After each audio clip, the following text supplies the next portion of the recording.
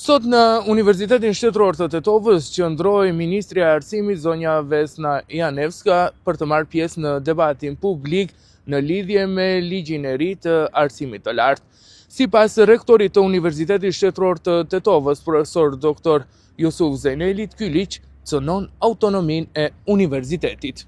Universiteti të Tetovës nga momenti i publikimit të draft ligjit të arsimit të lartë në sistemin ENER, të njëjtin draft e ka dërguar te secili profesor.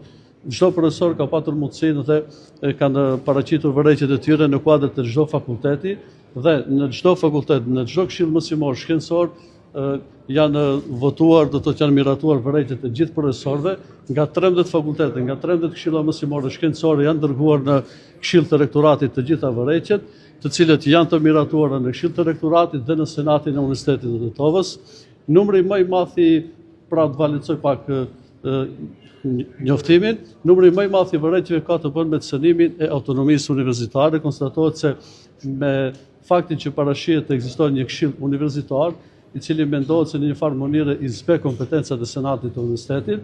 Pra kjo është ai fakti i cilën shumica e profesorëve këtu kanë vërejtje. Çështje tjetër, vërejtjet janë në numër të madh lidhur me akreditimin e studimeve të doktoraturës, për arsye se Universiteti të Tetovës i plotëson gjitha kushtet, ka staf akademik, punime shkencore, botime, krejt, mirë po kriteret janë, do thotë, nuk janë në harmoni me gjendjen reale dhe për këtë, do thotë, janë një numër i vërejtjeve dhe po ashtu është fakti tjetër që gjatë zgjedhjeve në thirrjet mësimore shkencore, gjithashtu të merret parasysh gjendja reale e arsimit të lartë në vend, për arsye se disa kushte nuk varen vetëm nga ne, por varet edhe nga investimi që bëjnë institucionet në universitetet dhe njëkohësisht të merren parasysh edhe revistat të cilët botohen në kuadër të universiteteve, për arsye se ne kemi investuar kohë të gjatë, ato janë të indeksuara me impakt faktor, kështu që krahas revistave me impakt, do thotë në baza të ndryshme, të merren parasysh edhe revistat shkencore.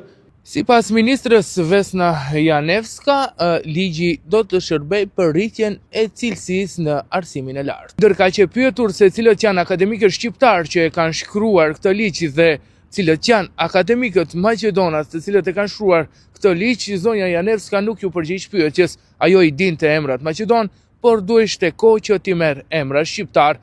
Tha se do të na jep akademikët shqiptar pas 5 minutave, por përfundoi ky debat dhe emrat akoma nuk i dim. Помали групи. Напишен од, ајде да речеме 7-8 лица.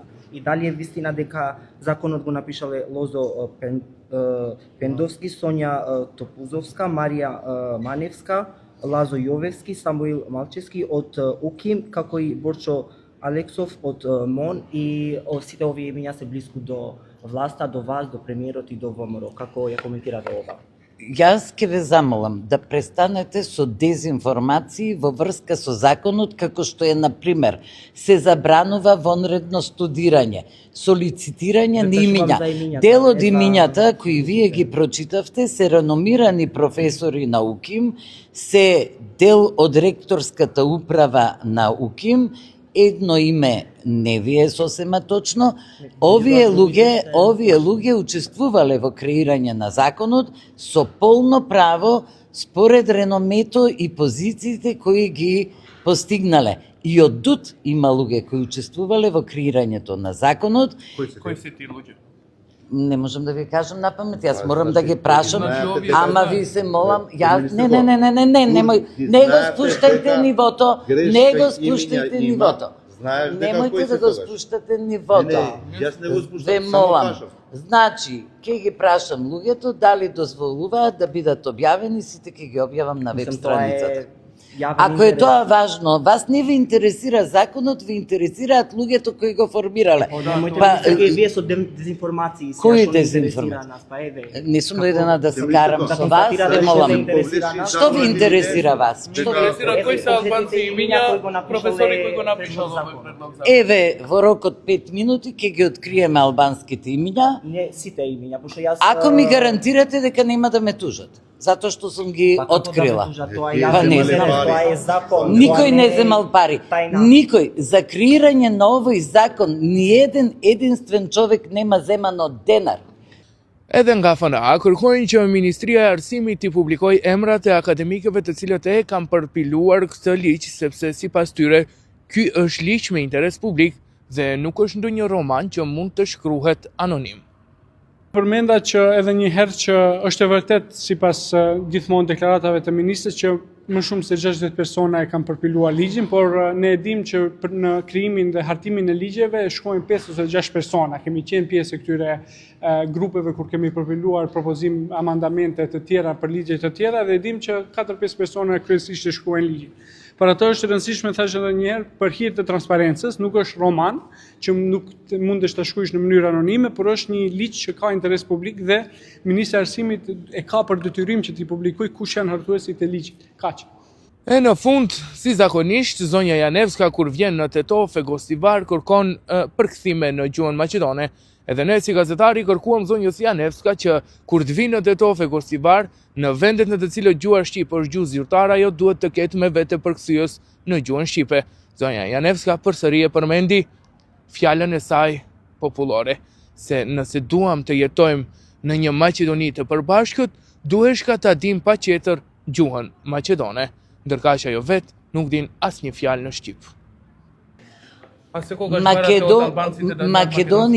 Македонија има еден службен јазик и уште еден што го зборуваат заедниците, да, и јас се наоѓам во Тетово, каде што се зборува албанскиот јазик, но ваша и не треба да имам преведувач, вие треба да го знаете и македонскиот јазик.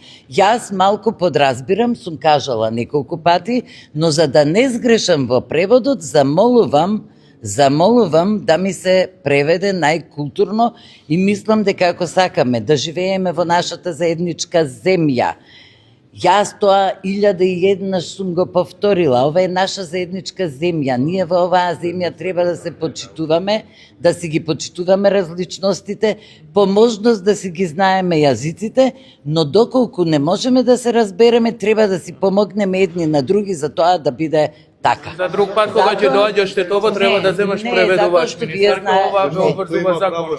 Не ме одврзува законот. Не ме одврзува. Дали ќе продолжиме за законот? Многу пријатно.